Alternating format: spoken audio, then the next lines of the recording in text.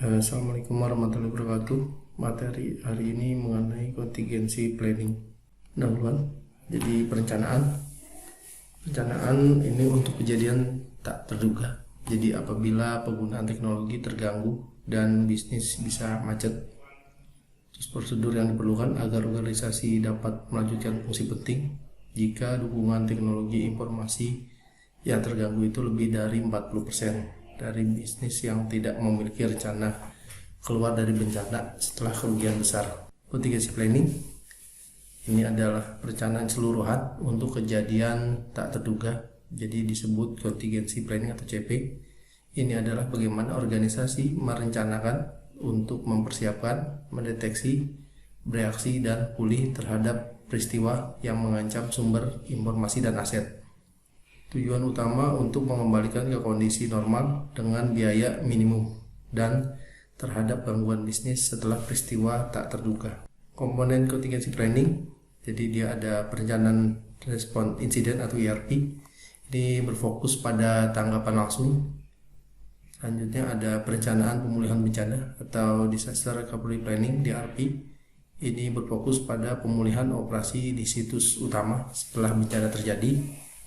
Dan perencanaan kelangsungan bisnis atau business continuity planning.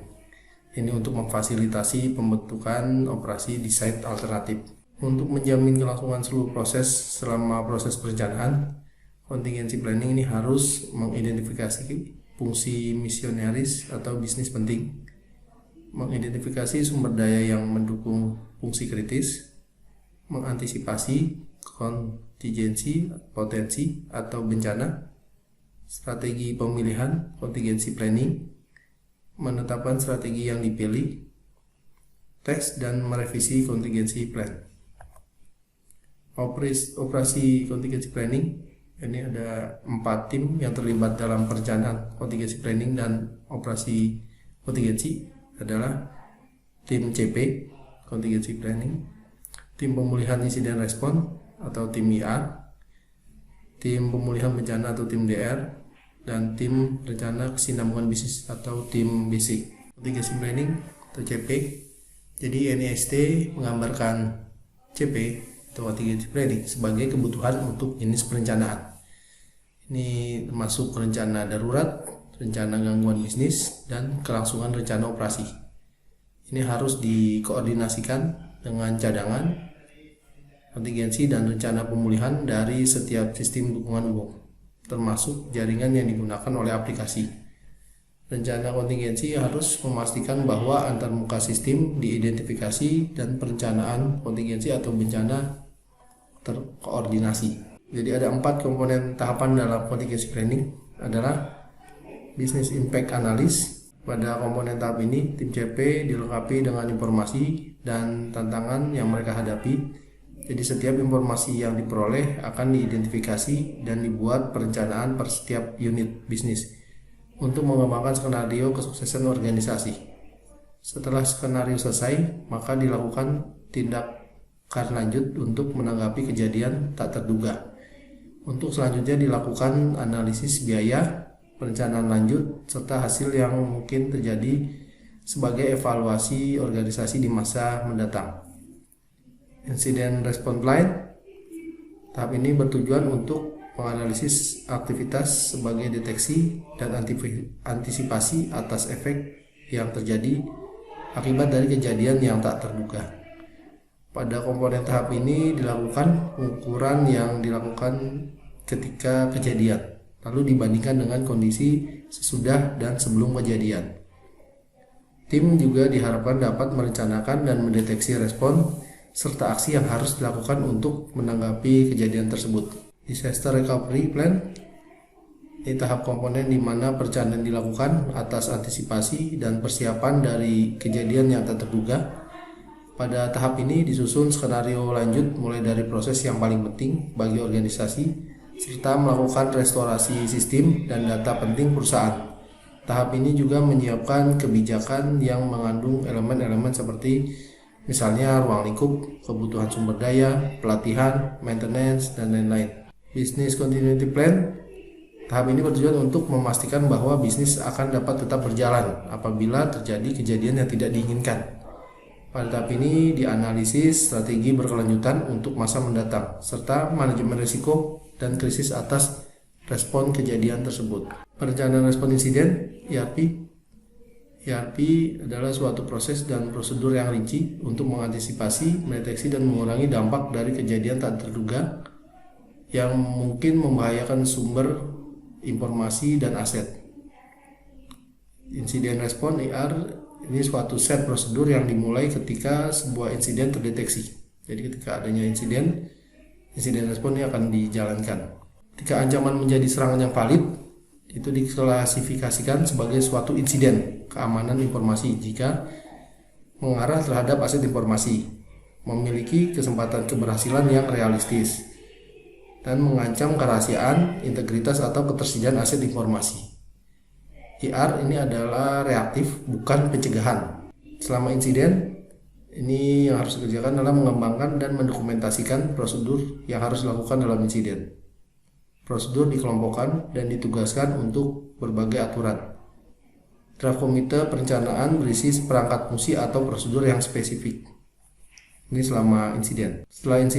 Setelah disusun prosedur penanganan insiden, mengembangkan dan mendokumentasikan prosedur yang harus dilakukan segera setelah kejadian ini telah berhenti. Bidang fungsional yang terpisah dapat mengembangkan prosedur yang berbeda. Ini sebelum insiden, perencanaan menyusun set prosedur ketiga, tugas-tugas yang harus dilakukan sebelum insiden. Ini ada rincian jadwal backup data, persiapan pemulihan bencana, jadwal pelatihan, perencanaan pengujian, salinan perjanjian layanan, rencana kesinambungan bisnis. Selanjutnya bersiap untuk rencana. Perencanaan ini memerlukan pemahaman rinci tentang sistem informasi dan ancaman yang mereka hadapi. Tim perencanaan IR ini berusaha untuk mengembangkan yang telah ditentukan dan memandu pengguna melalui langkah-langkah yang diperlukan untuk menanggapi insiden. Mendefinisikan respon insiden ini memungkinkan reaksi cepat tanpa bingung atau membuang-buang waktu dan usaha. Tim IR terdiri dari profesional yang mampu menangani sistem informasi dan bidang fungsional yang terkena dampak insiden. Setiap anggota tim IR harus tahu peran spesifiknya, bekerja dalam tim, dan menjalankan tujuan dari ERP. Deteksi insiden, tantangan adalah menentukan apakah suatu peristiwa rutin, penggunaan sistem, atau kejadian yang sebenarnya. Ada klasifikasi insiden, dan proses pemeriksaan, kemudian insiden, dan menentukan apakah itu merupakan kejadian yang sebenarnya. Laporan dari pengguna akhir, sistem deteksi intrusion atau IDS, software antivirus. Ini untuk mendeteksi adanya suatu insiden. Ini ada indikator insiden, misalnya indikator kemungkinan ada kejadian file asing, ada kehadiran proses atau pelaksana program yang tidak dikenal, konsumsi sumber daya komputasi yang tidak wajar, tiba-tiba sistem crash, kehadiran akun baru, adanya pemberitahuan dari IDS, indikator yang pasti, ada perubahan log, pemberitahuan oleh mitra atau rekan, dan pemberitahuan oleh hacker. Itu termasuk ke indikator insiden. Kejadian insiden ini kehilangan ketersediaan, kehilangan integritas, kehilangan kerahasiaan, ada suatu pelanggaran kebijakan, atau juga pelanggaran hukum.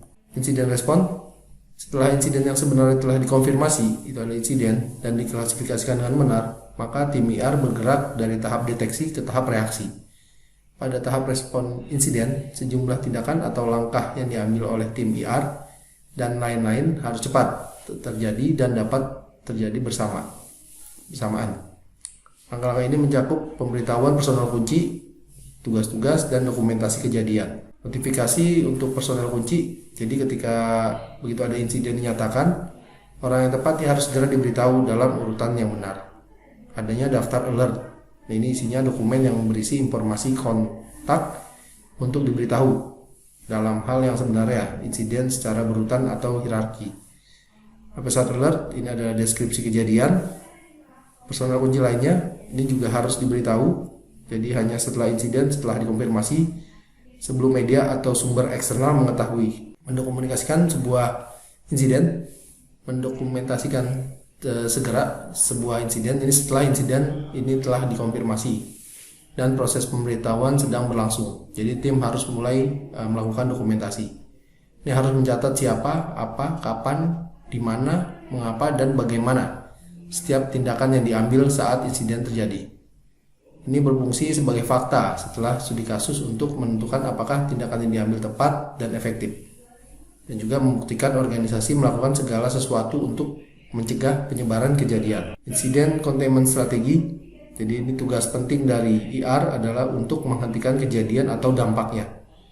Ada strategi insiden fokus pada dua tugas, yaitu menghentikan insiden dan memulihkan kontrol sistem. Tim IR dapat menghentikan insiden dan mencoba untuk memulihkan kontrol dengan beberapa strategi. Pertama, misalnya putuskan sirkuit komunikasi. Selanjutnya, menetapkan penyaringan aturan dinamis untuk membatasi beberapa jenis akses jaringan, menonaktifkan akun pengguna, konfigurasi ulang firewall untuk memblokir lalu lintas masalah, menonaktifkan sementara proses atau layanan, mencatat aplikasi atau server, dan menghentikan semua komputer atau perangkat jaringan. Insiden eskalasi. Jadi sebuah insiden dapat meningkat dalam hitungan waktu menuju ke kondisi yang lebih buruk dan insiden response plan tidak dapat mengatasinya.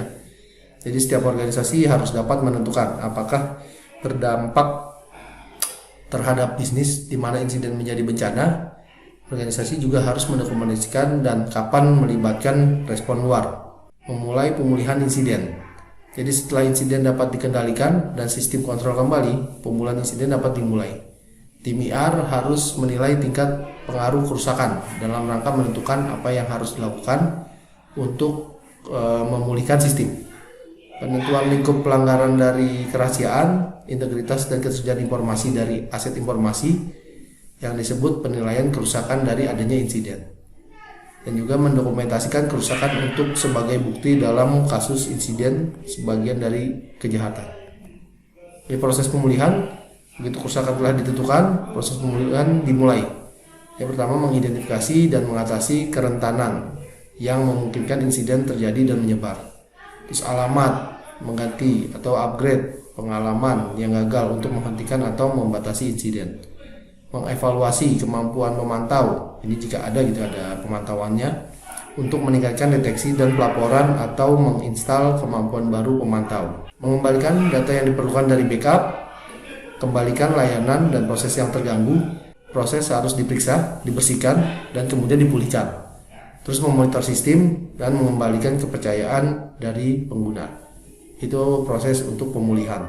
Pasca pelaksanaan, sebelum melakukan tugas rutin, tim IR ini harus melakukan review setelah tindakan, pemeriksaan secara rinci dari peristiwa yang terjadi, dan semua anggota tim ini harus meninjau tindakan dalam insiden, mengidentifikasi di daerah mana IR bekerja, tidak bekerja, atau harus meningkatkan. Adanya juga keterlibatan penegak hukum, jadi saat kejadian melanggar hukum pidana atau perdata, ini adalah tanggung jawab organisasi untuk memberitahu otoritas yang tepat. Memilih lembaga penegak hukum yang tepat ini tergantung pada jenis kejahatan yang dilakukan. Melibatkan penegak hukum memiliki kelebihan dan kekurangan. Biasanya jauh lebih siap pada pengolahan bukti, memperoleh pernyataan dari para saksi, dan membangun kasus hukum. Namun keterlibatan penegak hukum dapat mengakibatkan hilangnya kontrol rantai peristiwa setelah insiden. Ini respon terhadap insiden dan pemulihan bencana. Misalnya ini ada serangan, denial of service attack, ini insiden. Tapi ketika dia berubah menjadi distributed denial of service attack, ini jadinya disaster. Kenapa? Karena kalau yang denial of service attack hanya satu pengguna yang menyerang, ini hanya insiden gitu ya. Tapi ketika dia jadi distributed denial of service attack, ini banyak yang menyerang atau dibilang ini zombie, ini menjadi disaster. Jadi server ini masih langsung bisa tidak berfungsi. Pemulihan bencana, persiapan dan pemulihan dari bencana baik alam maupun manusia dibuat secara umum. Insiden adalah bencana ketika si organisasi tidak mampu untuk mengendalikan dampak dari insiden atau tingkat kerusakan dari kejadian yang begitu parah dan organisasi tidak dapat cepat pulih. Peran kunci DRP, Disaster Recovery Plan, ini mendefinisikan bagaimana membangun kembali operasi di lokasi di mana biasanya organisasi berada. Klasifikasi bencana. Sebuah DRP dapat mengklasifikasikan bencana di sejumlah cara. Kebanyakan metode umum, bencana alam, Ini terpisah dari bencana buatan manusia. Atau cara lain dengan kecepatan pembangunan, bencana dengan permulaan cepat, dan bencana dengan permulaan yang lambat. Rencana untuk bencana, pengembangan skenario dan analisis dampak digunakan untuk mengkategorikan tingkat ancaman masing-masing potensi bencana. Jadi DRP ini harus diuji secara teratur. Nah, ini poin-poin penting dalam DRP. Jadi hapus delegasi peran dan tanggung jawab, pelaksanaan daftar peringatan dan pemberitahuan personil kunci, hapus pembentukan prioritas, dokumentasi bencana, langkah-langkah tindakan untuk mengurangi dampak, dan implementasi alternatif untuk berbagai komponen sistem. Manajemen krisis ini adalah langkah fokus diambil selama dan setelah bencana yang berurusan dengan orang-orang yang terlibat. Tim manajemen krisis mengelola personel pendukung dan orang yang mereka cintai selama krisis, menentukan dampak pada operasi bisnis, bila perlu membuat deklarasi bencana, berkomunikasi dengan pihak luar atau masyarakat. Ini ada 2 tugas utama tim manajemen krisis: memverifikasi status personil, mengaktifkan daftar peringatan. Menanggapi bencana, ini adalah peristiwa yang ada sering melampaui dari rencana. CDRP ini harus fleksibel. Jika fasilitas fisik masih utuh, mulai pemulihan di sana gitu ya. Jika fasilitas organisasi tidak dapat digunakan, maka diambil tindakan alternatif. Jika bencana mengancam proses utama organisasi, maka DRP berubah menjadi BCP. BCP atau perencanaan kesinambungan bisnis, Business Continuity Plan. Ini untuk memastikan fungsi bisnis utama dapat terus berjalan meskipun dalam bencana. Ini dikelola oleh CEO organisasi, diaktifkan dan dijalankan bersama dengan DRP bila diperlukan. Terus membangun kembali fungsi utama di alternative site.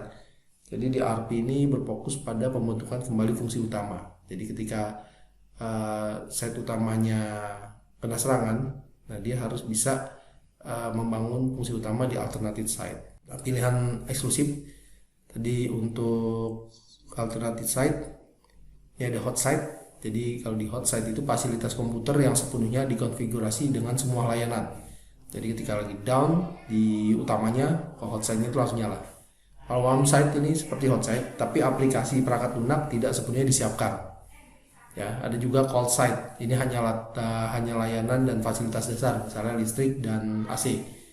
Dan untuk server belum ada, gitu ya. Untuk cold site, pilihan gunakan bersama, misalnya nyewa, ada hak guna seperti penggunaan eksklusif tapi disewakan.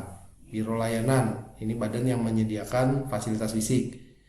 Perjanjian, ada kontrak antara 2 organisasi untuk membantu, dan ada alternatif khusus, misalnya mobile site, sumber eksternal. Penyimpanan data, untuk mendapatkan BCP berjalan cepat, organisasi harus mampu memulihkan data. Ini meliputi ada electronic vaulting, bulk batch transfer of data to a off-site facility. Ada juga remote journaling, ini transfer of live transaksi gitu ya, jadi live transaksi ke off-site facility. Ada database shadowing, ini storage of duplicate online transaksi data. Ini pemulihan bencana dan perencanaan kesinambungan bisnis.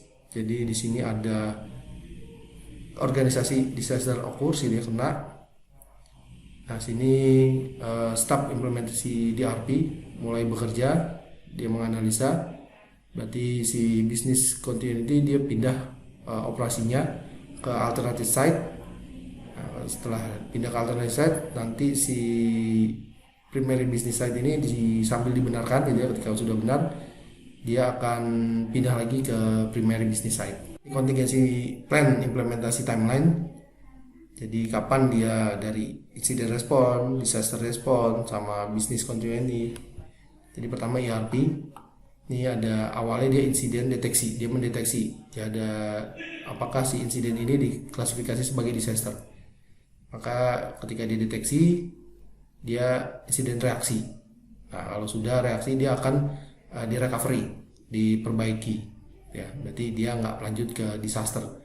Ternyata kalau ini diklasifikasi ke disaster, baru masuk ke disaster reaksi.